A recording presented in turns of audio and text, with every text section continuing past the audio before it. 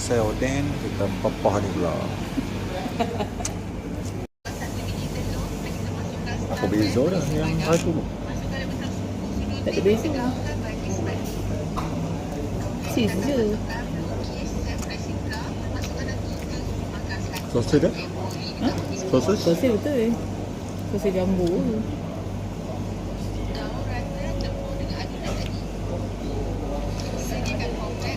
Mana sausage? Tak ada sausage?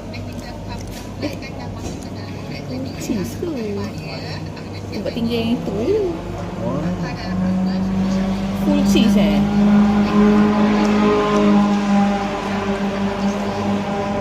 cheese lah tu. Double cheese. Tak ada apa luar dalam. Maksudnya mata cheese lah.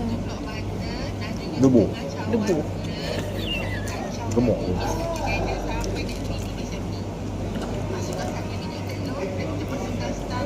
Kondok. Dah ada tu double cheese.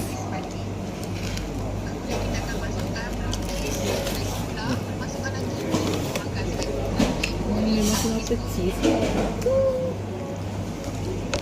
Bawah lah tu. Ada sosis. Bukan sausage dia panjang? Ini macam sosis cheese depan kan. Macam barrier kedai tu.